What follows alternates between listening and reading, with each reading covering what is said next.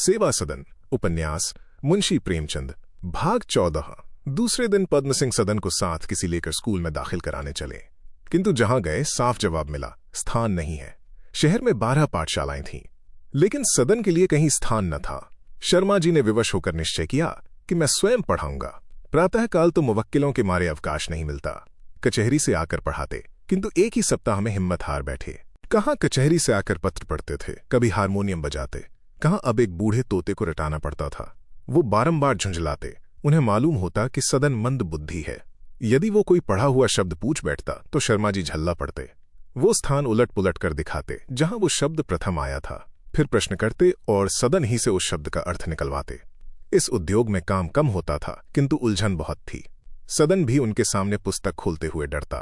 वो पछताता कि कहां से कहां यहां आया, इससे तो गांव ही अच्छा था। 4 पंक्तियां पढ़ाएंगे, लेकिन घंटों बिगड़ेंगे। पढ़ा चुकने के बाद शर्मा जी कुछ थक से जाते। सैर करने को जी नहीं चाहता। उन्हें विश्वास हो गया कि इस काम की क्षमता मुझ में नहीं है। मोहल्ले में एक मास्टर साहब रहते थे। उन्होंने 20 रुपए मासिक पर सदन को पढ़ाना स्वीकार किया। अब चिंता हुई कि रुपए आए कहां से। शर्मा जी फैशनेबल मनुष्य थे। खर्च का पल्ला सदा दबा ही रहता था। फैशन का बोझ अखरता तो अवश्य था, किंतु उसके सामने कंधा न डालते थे। बहुत देर तक एकांत में बैठे सोचते रहे, किंतु बुद्धि ने कुछ काम न किया। तब सुभद्रा के पास जाकर बोले, मास्टर 20 रुपए पर राजी है। सुभद्रा बोली, तो क्या मास्टर ही न मिलते थे? मास्टर तो 1 नहीं 100 है, रुपए कहाँ है? शर्मा जी बोले, रुपए भी ईश्वर कहीं से देंगे ही। सुभद्रा बोली, मैं तो कई साल से देख रही हूं, ईश्वर ने कभी विशेष कृपा नहीं की। बस इतना दे देते हैं कि पेट की रोटियां चल जाएं, वही तो ईश्वर है। पद्म सिंह बोले, तो तुम ही कोई उपाय निकालो। सुभद्रा बोली, मुझे जो कुछ देते हो मत देना बस। पद्म सिंह बोले, तुम तो जरा सी बात में चिढ़ जाती हो। सुभद्रा बोली, चिढ़ने की बात ही करते हो, आय व्यय तुमसे छिपा नहीं है, मैं और कौन सी बचत निकाल दूंगी।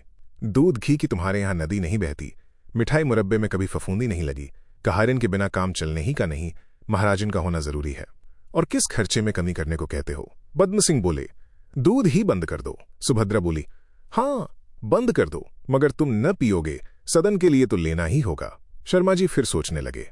पान तंबाकू का खर्च 10 रुपए मासिक से कम न था, और भी कई छोटी छोटी मदों में कुछ न कुछ बचत हो सकती थी, किंतु उनकी चर्चा करने से सुभद्रा की अप्रसन्नता का भय था। सुभद्रा की बातों से उन्हें स्पष्ट विदित हो गया था कि इस विषय में उसे मेरे साथ सहानुभूति नहीं है। मन में बाहर के खर्च का लेखा जोड़ने लगे। अंत में बोले, क्यों, रोशनी और पंखे के खर्च में कुछ किफायत हो सकती है। सुभद्रा बोली, हाँ हो सकती है, रोशनी की क्या आवश्यकता है, सांझ ही से बिछावन पर पड़े रहें। यदि कोई मिलने मिलाने आएगा तो आप ही चिल्लाकर चला जाएगा, या घूमने निकल गए, 9 बजे लौट कर आए, और पंखा तो हाथ से भी झला जा सकता है। क्या जब बिजली नहीं थी तो लोग गर्मी के मारे बावले हो जाते थे? पद्म सिंह बोले, घोड़े के रातिब में कमी कर दूं। सुभद्रा बोली, हाँ ये दूर की सूझी, घोड़े को रातिब दिया ही क्यों जाए, घास काफी है। यही न होगा कि कूल्हे पर हड्डियां निकल आएंगी, किसी तरह मर्जी कर कचहरी तक ले ही जाएगा। ये तो कोई नहीं कहेगा कि वकील साहब के पास सवारी नहीं है। पद्म सिंह बोले, लड़कियों की पाठशाला को 2 रुपए मासिक चंदा देता हूं, 9 रुपए क्लब का चंदा है, 3 रुपए मासिक अनाथालय को देता हूं। ये सब चंदे बंद कर दूं तो कैसा हो? सुभद्रा बोली, बहुत अच्छा होगा। संसार की रीति है कि पहले अपने घर में दिया जलाकर मस्जिद में जलाते हैं। शर्मा जी सुभद्रा की व्यंग्यपूर्ण बातों को सुन सुनकर मन में झुंझला रहे थे, पर धीरज के साथ बोले, इस तरह कोई 15 रुपए मासिक तो मैं दूंगा, शेष 5 रुपए का बोझ तुम्हारे ऊपर है। मैं हिसाब किताब नहीं पूछता, किसी तरह संख्या पूरी करो। सुभद्रा बोली, हाँ हो जाएगा, कुछ कठिन नहीं है। भोजन एक ही समय बने, दोनों समय बनने की क्या जरूरत है। संसार में करोड़ों मनुष्य एक ही समय खाते हैं, किंतु बीमार या दुबले नहीं होते। शर्मा जी अधीर हो गए। घर की लड़ाई से उनका हृदय कांपता था, पर यह चोट न सही गई। बोले, तुम क्या चाहती हो कि सदन के लिए मास्टर न रखा जाए और वो यूं ही अपना जीवन नष्ट करे? चाहिए तो ये था कि तुम मेरी सहायता करती, उल्टे और जी जला रही हो। सदन मेरे उसी भाई का लड़का है जो अपने सिर पर आटे दाल की गठरी लाद कर मुझे स्कूल में दाखिल कराने आए थे। मुझे वो दिन भूले नहीं है। उनके उस प्रेम का स्मरण करता हूं तो जी चाहता है कि उनके चरणों में गिरकर घंटों रोऊं। तुम्हें अब अपने रोशनी और पंखे के खर्च में, पान तंबाकू के खर्च में, घोड़े साइज के खर्च में किफायत करना भारी मालूम होता है, किंतु भैया मुझे वॉर्निश वाले जूते पहनाकर आप नंगे पांव रहते थे। मैं रेशमी कपड़े पहनता था, वे फटे कुर्ते पर ही काटते थे। उनके उपकारों और भलाइयों का इतना भारी बोझ मेरी गर्दन पर है कि मैं इस जीवन में उससे मुक्त नहीं हो सकता।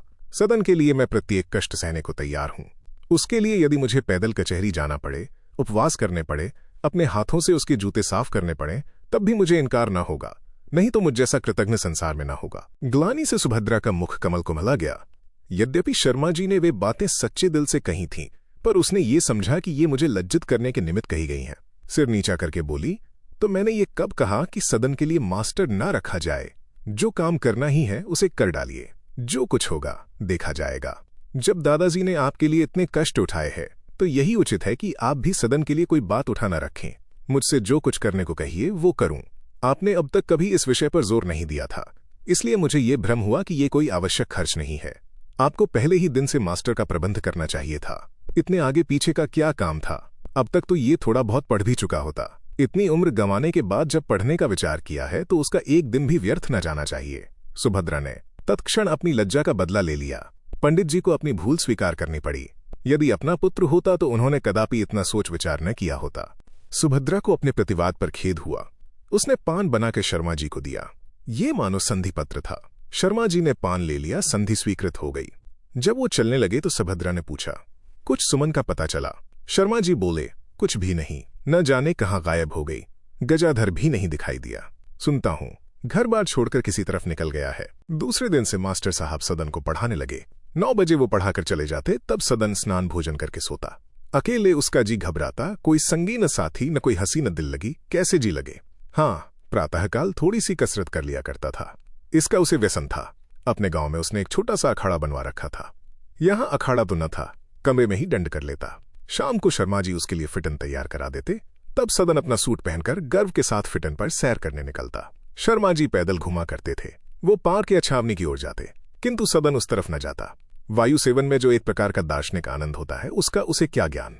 शुद्ध वायु की सुखद शीतलता, हरे भरे मैदानों की विचारोत्पादक निर्जनता और सुरम्य दृश्यों की आनंदमयी निस्तब्धता, उसमें इनके रसास्वादन की योग्यता न थी। उसका यौवन काल था, जब बनाव श्रृंगार का भूत सिर पर सवार रहता है। वह अत्यंत रूपवान, सुगठित, बलिष्ठ युवक था। देहात में रहा, न पढ़ना न लिखना, न मास्टर का भय, न परीक्षा की चिंता। सेरो दूध पीता था। घर की भैंसें थीं, घी के लौंदे उठाकर खा जाता। उस पर कसरत का शौक। शरीर बहुत सुडौल निकल आया था। छाती चौड़ी, गर्दन तनी हुई, ऐसा जान पड़ता था मानो देह में इंगुर भरा हुआ है।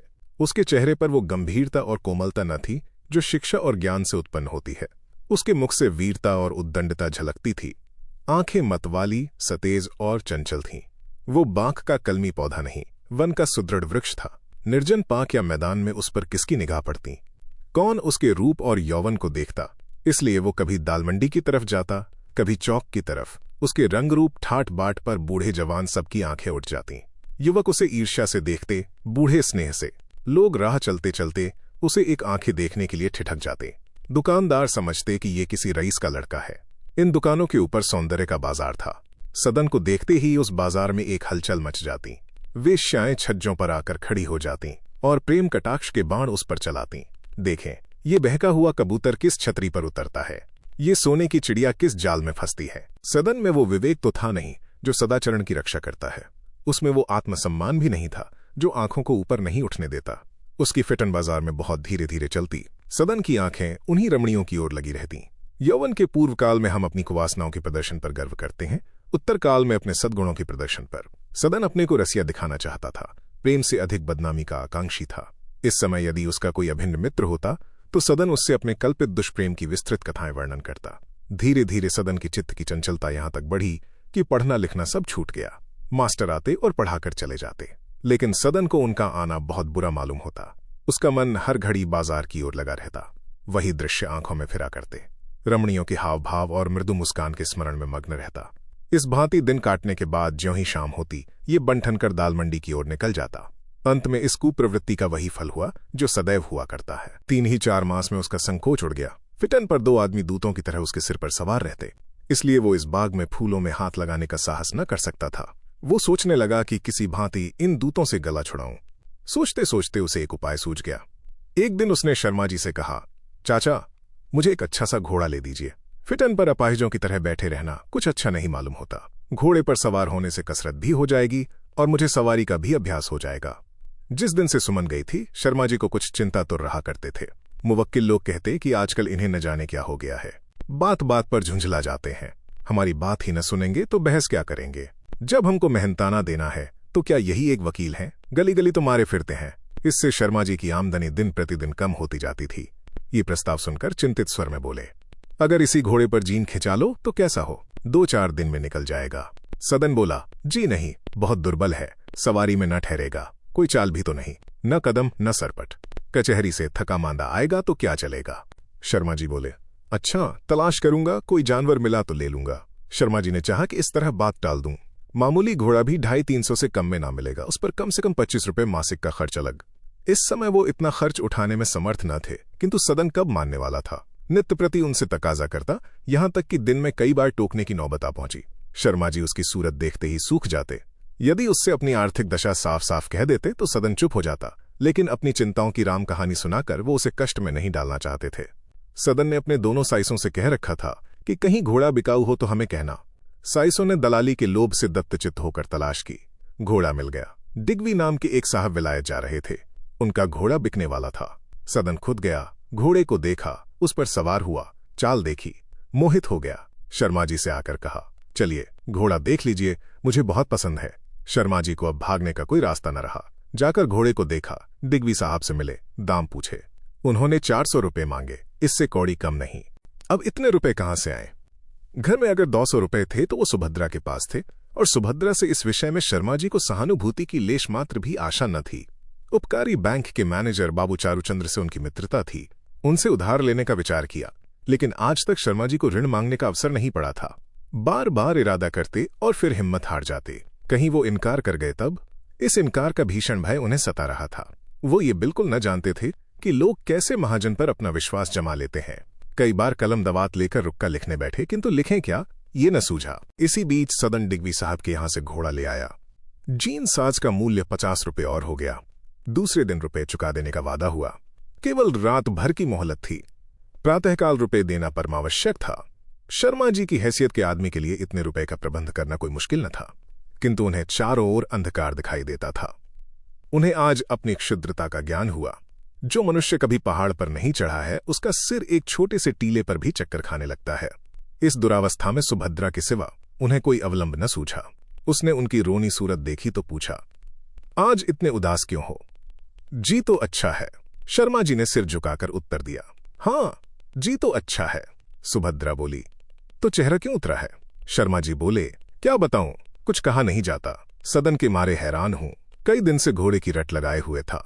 आज डिग्वी साहब के यहां से घोड़ा ले आया, 450 रुपए के मत्थे डाल दिया। सुभद्रा ने विस्मित होकर कहा, अच्छा, ये सब हो गया और मुझे खबर ही नहीं। शर्मा जी बोले, तुमसे कहते हुए डर मालूम होता था। सुभद्रा बोली, डर की कौन बात थी? क्या मैं सदन की दुश्मन थी जो जल भुन जाती? उसके खेलने खाने के क्या और दिन आएंगे? कौन बड़ा खर्च है? तुम्हें ईश्वर कुशल से रखें, ऐसे 400-500 रुपए कहाँ आएंगे और कहाँ जाएंगे? लड़के का मन तो रह जाएगा। उसी भाई का तो बेटा है जिसने आपको पाल पोस कर आज इस योग्य बनाया। शर्मा जी इस व्यंग्य के लिए तैयार थे, इसीलिए उन्होंने सदन की शिकायत करके ये बात छेड़ी थी। किंतु वास्तव में उन्हें सदन का ये व्यसन दुखजनक नहीं मालूम होता था, जितनी अपनी दारुण धनहीनता। सुभद्रा की सहानुभूति प्राप्त करने के लिए उसके हृदय में बैठना जरूरी था। बोले, चाहे जो कुछ हो, मुझे तो तुमसे कहते हुए डर लगता है, मन की बात कहता हूँ। लड़कों का खाना खेलना सबको अच्छा लगता है, पर घर में पूंजी हो तब। दिन भर से इसी फिक्र में पड़ा हुआ हूँ, कुछ बुद्धि काम नहीं करती। सवेरे डिग्वी साहब का आदमी आएगा, उसे क्या उत्तर दूंगा? बीमार भी पड़ जाता तो एक बहाना मिल जाता। सुभद्रा बोली, तो ये कौन मुश्किल बात है? सवेरे चादर ओढ़कर लेट रहिएगा, मैं कह दूंगी आज तबीयत अच्छी नहीं है। शर्मा जी हंसी रोक न सके। इस व्यंग्य में कितनी निर्दयता, कितनी विरक्ति थी। बोले, अच्छा, मान लिया कि आदमी कल लौट गया, परसों तो डिग्वी साहब जाने वाले ही हैं, कल कोई न कोई फिक्र करनी ही पड़ेगी। सुभद्रा बोली, तो वही फिक्र आज ही क्यों नहीं कर डालते? शर्मा जी बोले, भाई चिढ़ाओ मत, अगर मेरी बुद्धि काम करती तो तुम्हारी शरण क्यों आता? चुपचाप काम न कर डालता। जब कुछ नहीं बन पड़ा है तब तुम्हारे पास आया हूं, बताओ क्या करूं? सुभद्रा बोली, मैं क्या बताऊं, आपने तो वकालत पढ़ी है, मैं तो मिडिल तक भी नहीं पढ़ी। मेरी बुद्धि यहां क्या काम देगी? इतना जानती हूं कि घोड़े को द्वार पर हिनहिनाते सुनकर बैरियों की छाती धड़क जाएगी। जिस वक्त आप सदन को उस पर बैठे देखेंगे तो आंखें तृप्त हो जाएंगी। शर्मा जी बोले, वही तो पूछता हूं कि ये अभिलाषाएं कैसे पूरी हों। सुभद्रा बोली, ईश्वर पर भरोसा रखिए, वो कोई न कोई जुगत निकालेगा ही। शर्मा जी बोले, तुम तो ताने देने लगी। सुभद्रा बोली, इसके सिवा मेरे पास और है ही क्या? अगर आप समझते हो कि मेरे पास रुपए होंगे तो ये आपकी भूल है। मुझे हेर फेर करना नहीं आता। संदूक की चाबी लीजिए, 100-125 रुपए पड़े हुए हैं, निकाल ले जाइए। बाकी के लिए और कोई फिक्र कीजिए। आपके कितने ही मित्र हैं, क्या 200-400 रुपए का प्रबंध नहीं कर देंगे? यद्यपि पद्म सिंह यही उत्तर पाने की आशा रखते थे, पर इसे कानों से सुनकर वो अधीर हो गए। गांठ जरा भी हल्की न पड़ी। चुपचाप आकाश की ओर ताकने लगे, जैसे कोई अथाह जल में बहा जाता हो। सुभद्रा संदूक की चाबी देने को तैयार तो थी, लेकिन संदूक में 100 रुपए की जगह पूरे 500 रुपए बटुए में रखे हुए थे। ये सुभद्रा की 2 साल की कमाई थी। इन रुपयों को देख देख सुभद्रा फूली न समाती थी। कभी सोचती अब की घर चलूंगी तो भाभी के लिए अच्छा सा कंगन लेती चलूंगी और गांव की सब कन्याओं के लिए एक एक साड़ी। कभी सोचती यहीं कोई काम पड़ जाए और शर्मा जी रुपए के लिए परेशान हो तो मैं चट निकाल कर दे दूंगी। वो कैसे प्रसन्न होंगे, चकित हो जाएंगे। साधारणतः युवतियों के हृदय में ऐसे उदार भाव नहीं उठा करते। वो रुपए जमा करती हैं अपने गहनों के लिए। सुभद्रा बड़ी धनी घर की बेटी थी, गहनों से मन भरा हुआ था। उसे रुपयों का जरा भी लोभ न था। हाँ, एक ऐसे अनावश्यक कार्य के लिए उन्हें निकालने में कष्ट होता था, पर पंडित जी की रूनी सूरत देखकर उसे दया आ गई। बोली, आपने बैठे बिठाई ये चिंता अपने सिर ली। सीधी सी तो बात थी, कह देते भाई रुपये नहीं है तब तक किसी तरह काम चलाओ। इस तरह मन बढ़ाना कौन सी अच्छी बात है। आज घोड़े की जिद है, कल मोटर कार की धुन होगी, तब क्या कीजिएगा। माना कि दादाजी ने आपके साथ बड़े अच्छे सलूक किए हैं, लेकिन सब काम अपनी हैसियत देखकर ही किए जाते हैं। दादाजी ये सुनकर आपसे खुश न होंगे। ये कहकर वो झमक कर उठी और संदूक में से रुपयों की 5 पोटलियां निकाल लाई, उन्हें पति के सामने पटक दिया और कहा, ये लीजिए 500 रुपए हैं, जो चाहे कीजिए। रखे रहते तो आप ही के काम आते, पर ले जाइए, किसी भांति आपकी चिंता तो मिटे। अब संदूक में फूटी कौड़ी भी नहीं है। पंडित जी ने हकबकाकर रुपयों की ओर कातर नेत्रों से देखा, पर उन पर टूटे नहीं। मन का बोझ हल्का अवश्य हुआ, चेहरे से चित्त की शांति झलकने लगी, किंतु वो उल्लास, वो विफलता जिसकी सुभद्रा को आशा थी, दिखाई न दी। एक ही क्षण में वो शांति की झलक भी मिट गई। खेद और लज्जा का रंग प्रकट हुआ। इन रुपयों में हाथ लगाना उन्हें अतीव अनुचित प्रतीत हुआ। सोचने लगे, मालूम नहीं सुभद्रा ने किस नीयत से ये रुपए बचाए थे, मालूम नहीं इनके लिए कौन कौन से कष्ट सहे थे। सुभद्रा ने पूछा, सेंत का धन पाकर भी प्रसन्न नहीं हुए? शर्मा जी ने अनुग्रहपूर्ण दृष्टि से देखकर कहा, क्या प्रसन्न हूं, तुमने नाहक ये रुपए निकाले। मन जाता हूं, घोड़े को लौटा देता हूं। कह दूंगा सितारा पेशानी है या और कोई दोष लगा दूंगा। सदन को बुरा लगेगा, इसके लिए क्या करूं। यदि रुपए देने के पहले सुभद्रा ने यह प्रस्ताव किया होता तो शर्मा जी बिगड़ जाते, इसे सज्जनता के विरुद्ध समझते और सुभद्रा को आड़े हाथों लेते। पर इस समय सुभद्रा के आत्मोत्सर्ग ने उन्हें वशीभूत कर लिया था। समस्या ये थी कि घर में सज्जनता दिखाएं या बाहर। उन्होंने निश्चय किया कि घर में इसकी आवश्यकता है, किंतु हम बाहर वालों की दृष्टि में मान मर्यादा बनाए रखने के लिए घर वालों की कब परवाह करते हैं। सुभद्रा विस्मित होकर बोली, ये क्या, इतनी जल्दी काया पलट हो गई। जानवर लेकर उसे लौटा दोगे तो क्या बात रह जाएगी। यदि डिग्वी साहब फेर भी लें तो ये उनके साथ कितना अन्याय है।